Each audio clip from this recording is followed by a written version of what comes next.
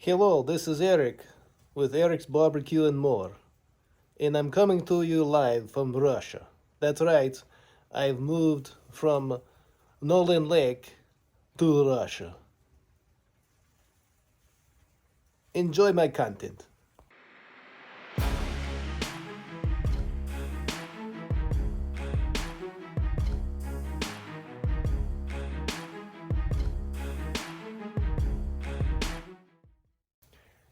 Actually, I'm just kidding. I'm not in Russia. I'm still alive. I know it's been 6 months since the last time I produced a video. I've been busy. That's my only excuse. And I'm going to try to get back into some more content here. I've actually got a archive that I'm going to be playing that I discovered, I found that I didn't ever post. And it is on doing some pork, which, you know, I've done a ton of pork. Sorry, that is not dirty smoke, by the way. It's about 20 degrees, maybe in the teens, maybe less. And that is actually steam. So I'm not cooking my turkey with dirty smoke. Steam. It's a good thing. Moisture, cook, blah, blah, blah. To prove that this is steam, I'm breathing it in and out, and it ain't affecting me. It's steam, all right. As you can see, there ain't no coughing going on. That's steam. That's what you want. That's what's in my cook chamber. That's good stuff. Anyway, the video I'm about to show you is a flashback about the end of summertime, and I actually, in that cook, I talk about my Old Country Pecos and the mods and how those mods have come along, how the whole old pit is holding up, doing the water method, doing the tuning plates and so forth. And I might join the club. I've seen a lot of posts on Facebook and the different groups that I'm involved with about extending that stack, removing the baffle plate, taking the tuning plates out, and letting this baby just breathe like crazy. I haven't had any problems with the mods that I've done. My water mod I'm going to stick with. That thing's awesome. Cooking with moisture in the smoke, it's just the way to go. But I digress. On to the show. This is going to be the video. It's not current time right now. It's February, and this was back, I don't know, into summertime, something like that. So enjoy the show, and you guys, I will be putting more content out when I get time. So have a good one, and let's roll the footage.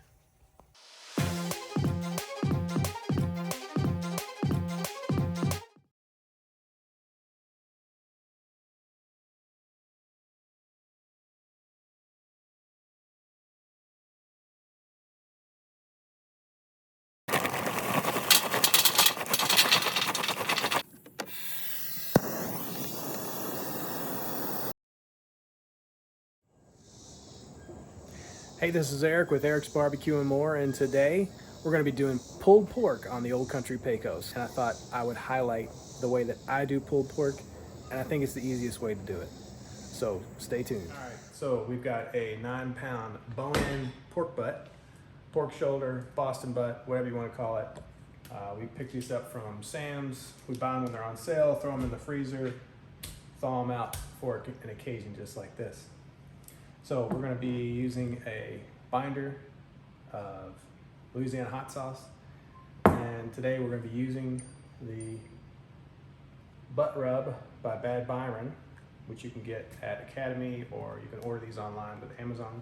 All right, so let's give a little once over of the Old Country Pecos pit, just showing you the condition that it's in. Had several years with the mods that I've got on here. The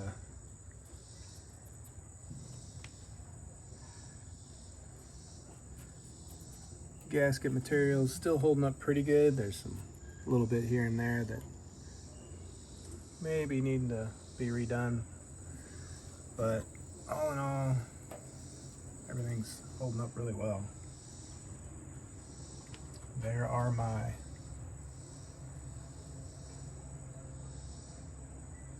tuning plates. They're holding up really well. I just did a cook on this last weekend. Did some meatloaf. Still some grease in the bottom there. You got the old drain that I had originally put in. The only issue with that is that you can't fully drain it. So I do get a little bit of grease and water in the bottom. I usually let that dry out with the cook overnight. Once the cook is done, keep a log in there to dry it out. That's done pretty good. The firebox is in decent shape. There's just no way to. I use this for searing all the time. I've shown a lot of slow-mo videos on that, and it takes a pretty good beating. So it probably won't last forever, but everything else looks really good. Condition of the top. I will season it and re-season it. Keep cooking spray on it whenever I do a cook.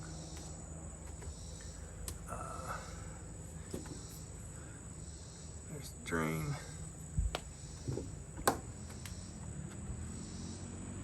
Probably could have used a paint job. I never did get around to doing that, but it's holding up pretty well. The base pan, or whatever you call it, the little shelf, I need to knock the rust out of it and paint it. I painted it once before, and now it's pretty much a rusty mess, but other than some light rust, there's no major heavy rust going on.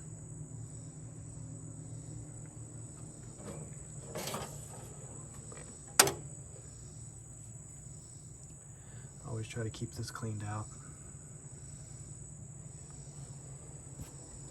So that's just a quick look at a Old Country Pecos that's been pretty heavily used over the last 3 years or so. All right, so we are going to show how we do fire management in this cook with the Old Country Pecos. So some of you guys that have new Old Countries and or you have the mods that I've got and you want to see how I run mine, I'm going to show you. All right, so I always like to have a good coal base. So I always start with a hopper full charcoal.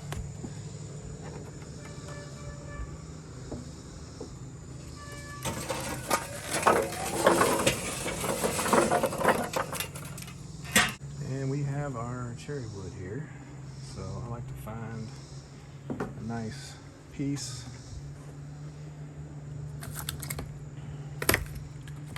Nothing too big to start off with. Something like that bad Larry right there.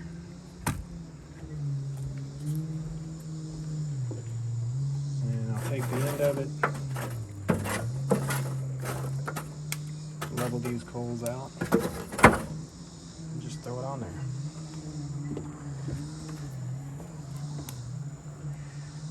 It won't take long for that to fire up because it is good and seasoned.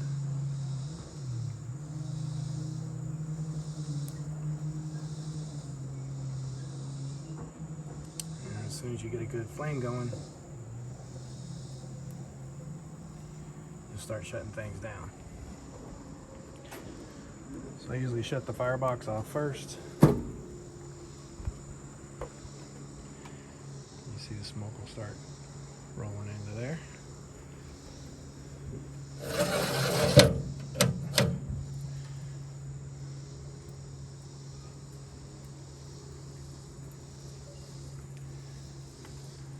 Make sure that you're wide open there. Close that down.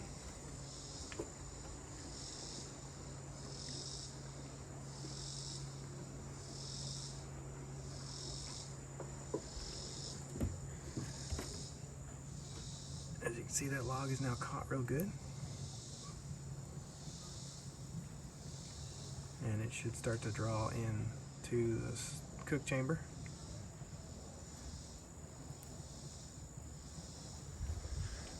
Another thing that's important to watch out for is your wind direction. So right now, the wind is kind of going this way. We don't have much of a breeze at all today, but if this was a breezy day and the wind was going this direction, then you'd get air come in to the fire or to the smokestack, and you would get smoke pushing out this end.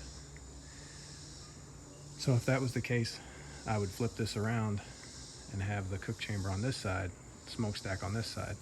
You always want to keep the wind direction this way. If it's a swirling wind, there's not a lot you can do about that. You're just going to have to fight it. But it'll take a minute, several minutes for this to get warmed up and good and going. I'm going to go and prep the pork shoulder.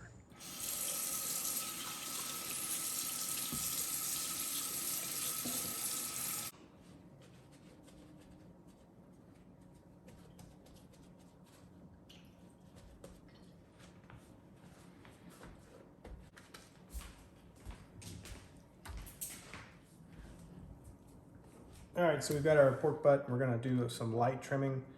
One good thing about pork is it's really easy. There's not a ton of trimming that you need to do. Mainly just removing anything that's kind of loose. Chunks like that. But there's nothing really very special about the trimming of this. Get a sharp knife though. Sharp knives are really good. I just picked this one up and made it a lot easier to take off some of this stuff.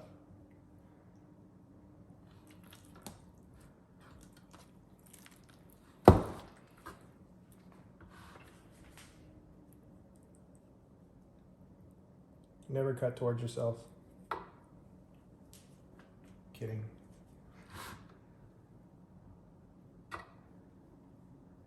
I'm just taking off some of these big chunks that won't render. But like I say, there's not a lot to it. So during this step, I have a dirty hand and I have a clean hand. So I've got my knife in my clean hand and I turn things with this dirty hand. That allows me to put the different things on here without having to constantly wash my hands. But keeping things clean is important. Just got to make sure you keep track of which hand's the clean hand and which hand is the dirty hand. I always have left hand, dirty hand. I'm right-handed, so right hand is the clean hand. So I'm just going to put a little bit of this binder on here. I have found that in pork rub, this doesn't come out as strongly as something like a pork loin where you're not cooking it as long. On pulled pork, there's just a little hint of spice there, so that's why I like to do it. But you could also use mustard here. Mustard won't give it any flavoring whatsoever. It'll just give the rub something to stick to. But I kind of like this stuff because it does, sometimes you can taste a little bit of a spice that you don't have in your rub that I kind of like. And I really liked it on pork loin that I did. The spices come out really well. So what I'm gonna do here is, I'm cooking this one with the fat cap on the top side. I've done it both ways and I really haven't, jury's still out for me on which side is the best side to do it on. So I'm still kind of playing with that. But I don't think at the end of the day it really matters with my pit. But if you have a pit that has a really hot side, you want to put the fat towards the hot side to protect the meat. But we'll show you that later. So we're just going to sprinkle this on.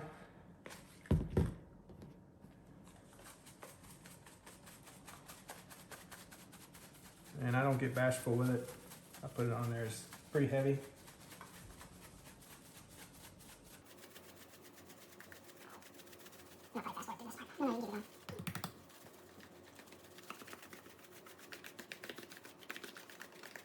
It's important to pat the rub in. Don't rub the rub in, even though it's called a rub. It's kind of ironic, but you just want to pat it.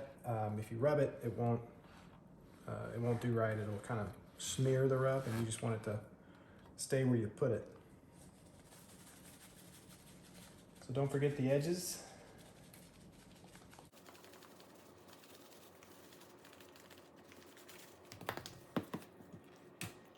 I usually do what's going to be the bottom first, and then I do the sides, and then I do the presentation side last.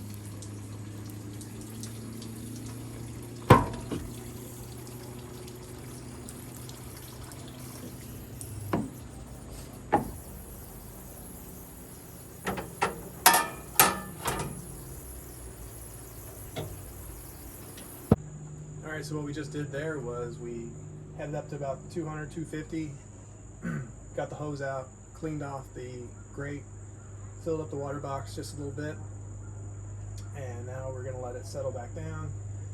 Our smoke actually still blue, it's a little smoky, so we want to clear that up a little bit. I'm gonna get my digital probes put inside of here so that I can see what the temps are. Once I get it to the right temp that I want, then we'll throw the pork butt on there. All right, so as you can see, we've got a little bit of white smoke. If that was a blue haze, I'd be okay with it, but the cook temp, our chamber is only about 138 right now, because we just put that water in there, which is cold. It's gonna have to warm that up. Got good flame in here.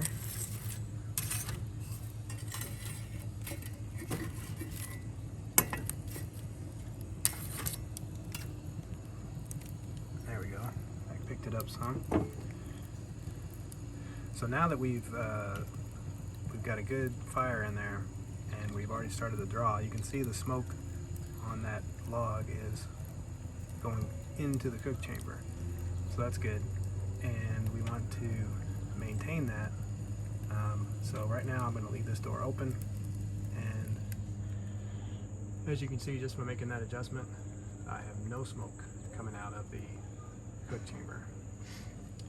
Now there's a bunch coming out this way, so that tells me that air is kind of pushing out as well.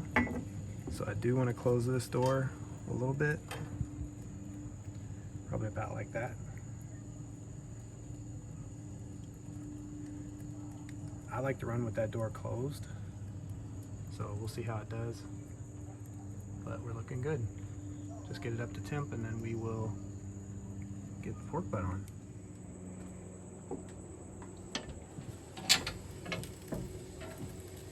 All right, the time is 6:42.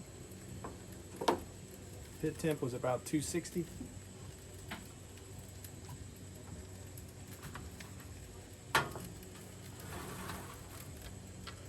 And I ran out of gloves, so I gotta use my hands, which isn't recommended, but I do it one-handed so I have a clean hand.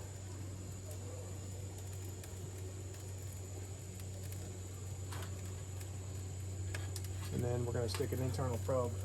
Make sure you don't hit the bone. Put that about midway. We've got our probe temp, pit temp here, and internal temp there.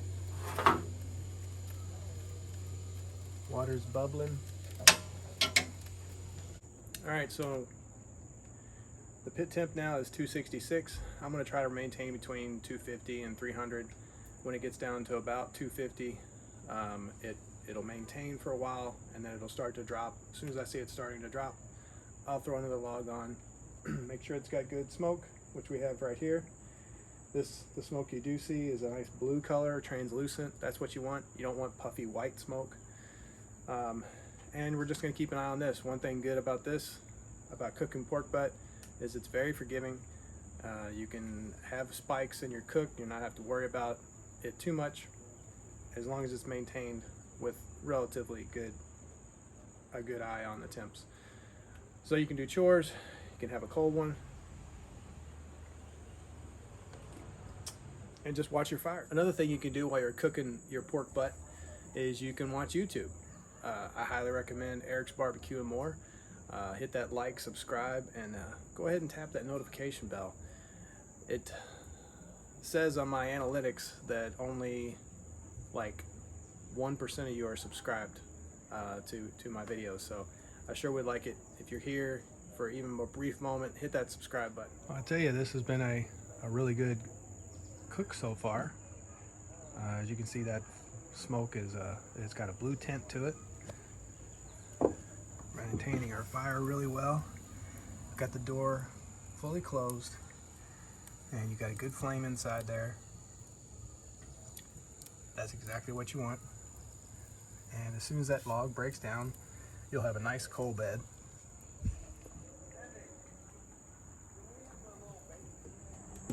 All right, just to show you the progress here, it's been about a half an hour, and we don't have any smoke coming out. That's the ambient temp, and then right at the grate it's 262. It's pretty typical that they would have a big swing like that. Still got a little flame in there. Logs are getting broken down quite a bit, so it probably won't be too long before that temp will start dropping to a point where I will want to add a log. So I'll come right back. All right, our temps have dipped down below. They're about 239, so let's open this up, see what we look like. Doing this one-handed. So we've got a nice coal bed in there, but we have no more log to burn. So, got some logs chilling up here, warming up. Just gonna simply throw one in the middle. These are good seasoned logs, so in a matter of moments, there's the flame, and she is going again. So as you can see, good combustion,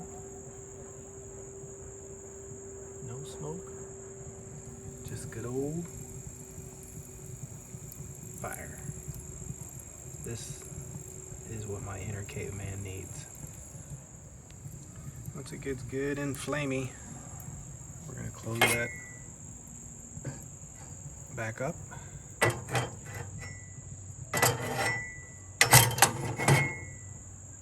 Make sure that's wide open.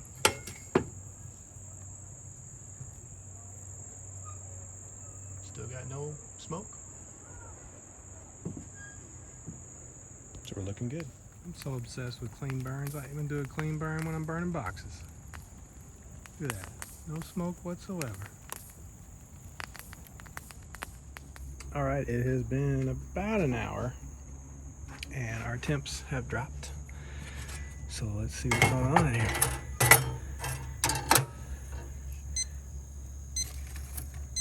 Turn that off. If any of you guys have one of these ready checks, you know that sound.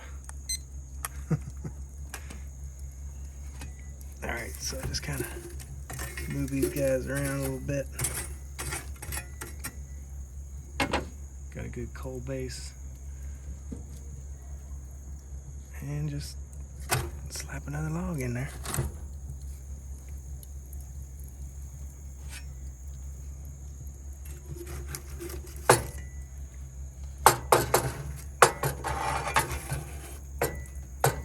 Might do like that. Get a little air underneath it. It should light up pretty good.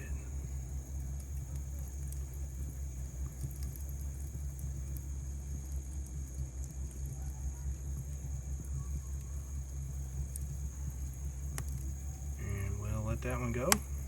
Close the door up. Maintain our temps. Alright, we're about 2 hours in and it is time to spray. I've added some lights out here so that we can continue this cook, but it is a beautiful evening. Here's what we got so far. Looking pretty. In this bottle we have mostly apple cider, a little bit of water, apple cider vinegar and water. I'm just going to hit just to make sure you get plenty of moisture on there. I need to turn that knob so it's not such an extreme spray. You want to not knock off any of that lovely seasoning that's on there. It's going to make for some beautiful bark.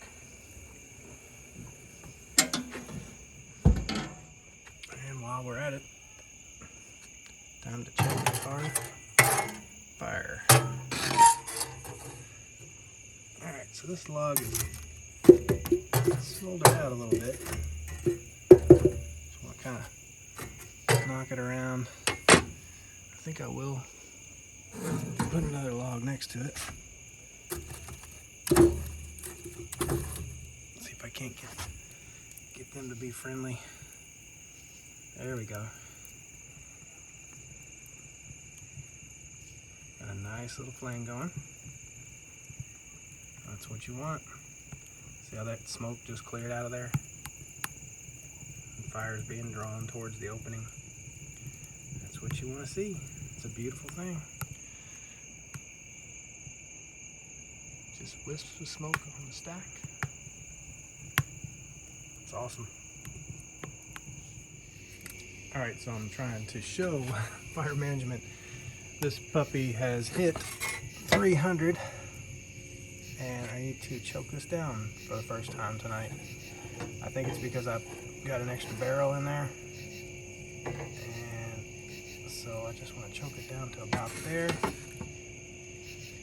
And I'm going to be keeping an eye on our smokestack to make sure we don't get too dirty, but adding that extra log probably is why she bumped up to 300.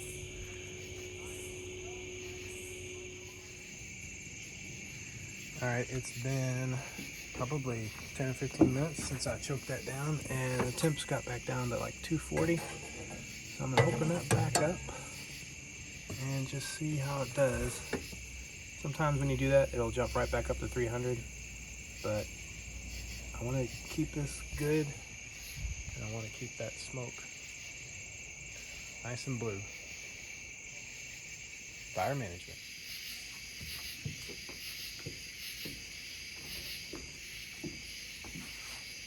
Alright, we're at 3 hours in. Temps are at 262. They dropped down from that 300 that we had earlier, and we were able to get them to stay around that 262, 250 mark. So we're going to smoke. Oh yeah. Looking really good. Get this adjusted. There we go. Get that nozzle adjusted so it's not knocking anything off if you don't want to. Make sure you get the back. Keep forgetting to silence this. The most annoying sound in the world.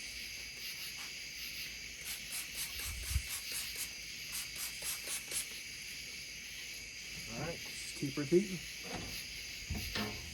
My logs are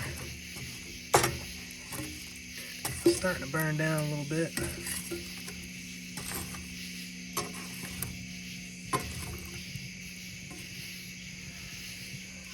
I should probably just leave that one versus putting in that one up there. I think I will, and then just come out when that one burns down a little more. All right, so it hasn't been too much time, maybe 30 more minutes, and our temps have dropped, so it's time to put another log on the fire.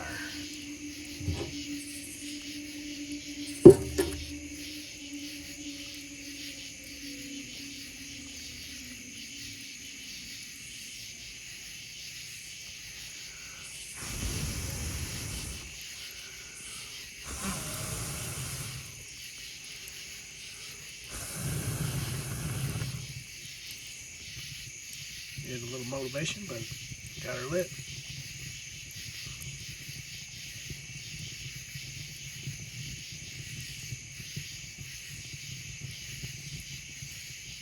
Good sized log that should burn for quite a bit.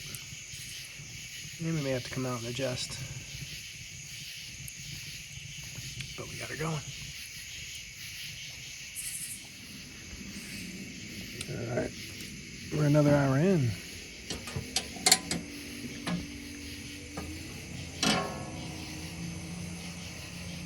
Time to spritz.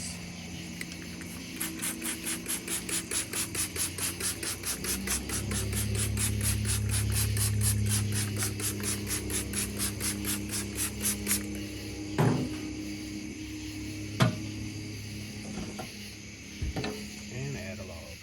All right, we're 1 hour later. It's just about midnight.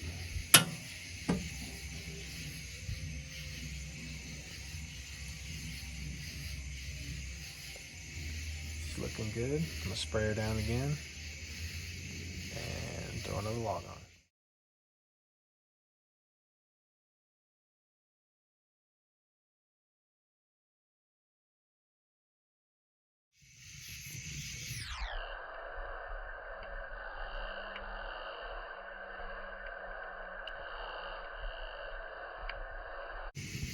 All right, it's about 12:30 a.m. I just put another log in, and I think I'm going to fire up the oven and finish this thing in the oven. All right, so it's getting late. It's almost 1 o'clock in the morning, and this thing has been smoking for a good 6 hours. And this would be the time when you would wrap it and put it back in the smoker. Well, in my opinion, you put this in a pan, cover it with foil, put it in your oven at 220 degrees. It'll smoke through the night. You don't have to keep feeding your smoker. And I have really good results with it. So that's what I'm about to do. Fire up the oven, 220 degrees, put this thing in there. I'll keep the internal probe in there. It'll tell me when it gets to around 200. I'll get up, it's probably gonna be about 6 or 7 in the morning. Check it, see, probe it for tenderness. If it's good, pull it out of the oven, and then I will let it rest in the cooler for 4 or 5 hours. Shred it. I'll walk you through that process tomorrow. But for now, I'm gonna put this in the oven and go to bed.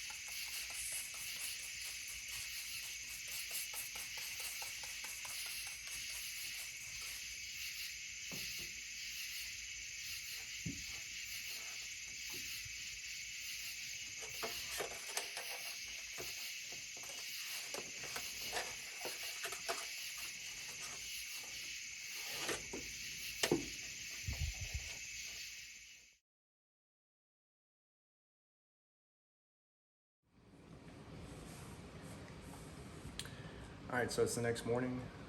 This thing finished at 5:30 a.m. I came in, basically just turned the oven off.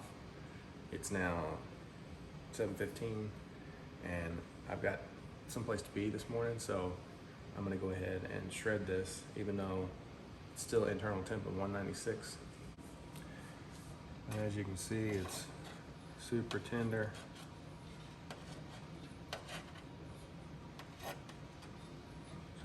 Just like sticking into a stick of butter. So we know this is ready to go.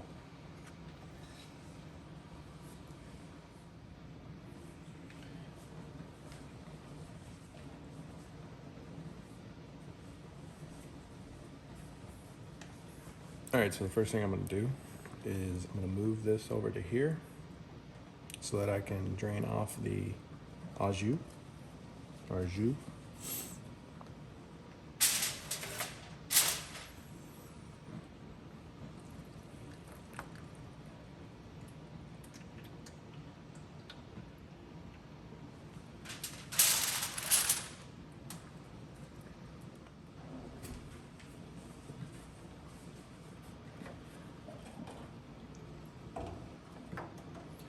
This is really good for when you reheat.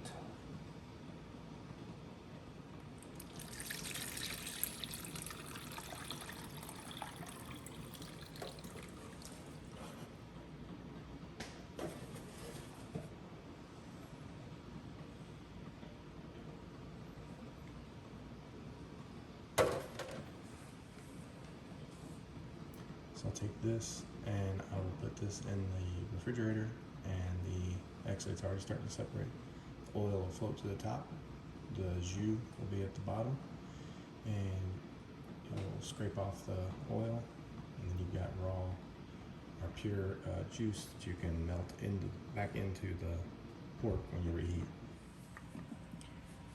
You can get you a set of these gloves if you ever run into a situation where you got to pull your pork when it's at 200 degrees. Ideally, I would wait until the pork cools down to about 165 or so.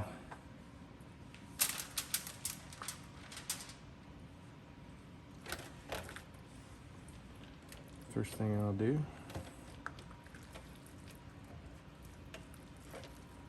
pull that bone out.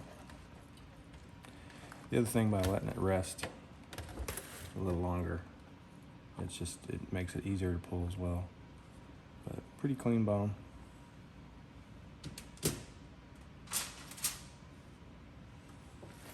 Now just get to pulling.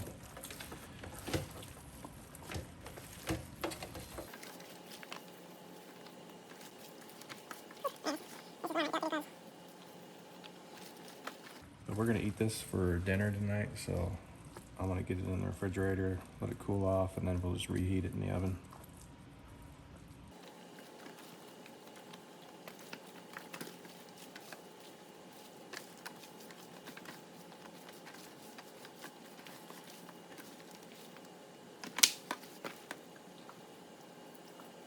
I do try to pull out some fat when I can.